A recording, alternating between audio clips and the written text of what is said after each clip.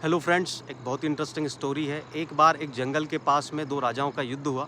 एक राजा जीत गया और दूसरा हार गया। युद्ध के बाद दोनों सेनाएं अपने अपने नगरों को लौट गई, लेकिन सेना का ढोल वहीं पर रह गया। कुछ समय के बाद एक आंधी आई। उस आंधी में वो ढोल लुढ़कता लुढ़कता एक सूखे पेड़ के पास जाकर टिक गया और उस पेड़ की जो टहनियाँ थी वो उस ढोल से इस तरह से चिपक गई कि जब भी हवा चलती तो उस ढोल से टकरा जाती वो टहनियाँ और ढमाढम की आवाज़ आती।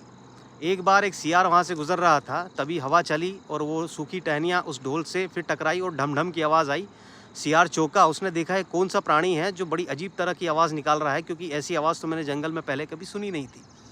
वह सियार उस ढोल के पास जाता है, फिर तुरंत हवा चलती है और टहनियाँ उस ढोल से टकराती है और ढम-ढम की आवाज़ आती है। सियार चौंकता है और अनुमान लगाता है कि ये अजीब प्राणी है जो इसका बाहर का खोल इतना सख्त है लेकिन अंदर से काफ़ी नर्म होगा। वह सोचता है कि चलो आज इसका शिकार किया जाएगा। मैं अपनी बीवी को बताता हूँ, हम दोनों रात को आएंगे और इस प्राणी का शिकार करेंगे।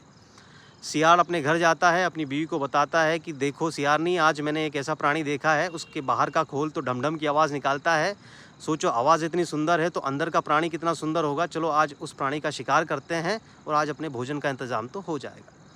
सियारनी कहती है कि तुम्हें वाकई यकीन है कि वो प्राणी ही है? सियार कहता है चुप कर मूर्ख, मैं पूरा निष्कर्ष और पूरा ठोक बजाकर ये पता लगा कर आया हूँ, वो एक प्राणी ही है। चांदनी रात में सियार और सियारनी दोनों जाते हैं उस ढोल के पास।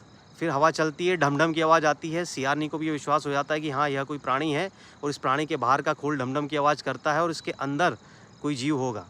अब वो दोनों ये प्लान बनाते हैं कि ये ढोल के इस तरफ से तू अपना पंजा मारना, ढोल के उस तरफ से मैं अपना पंजा मारूंगा। दोनों एक साथ उस प्राणी को पकड़ लेंगे ताकि वो कहीं से भाग ना पाए।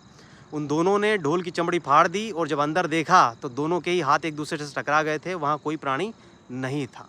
इस कहानी से निष्कर्ष निकलता है कि जो भी दम्भी व्यक्ति होता है उसका हाल भी उस ढोल की तरह ही होता है, जो बाहर से तो आवाज़ करता है लेकिन अंदर से पूरी तरह से खोखला होता है। Thank you.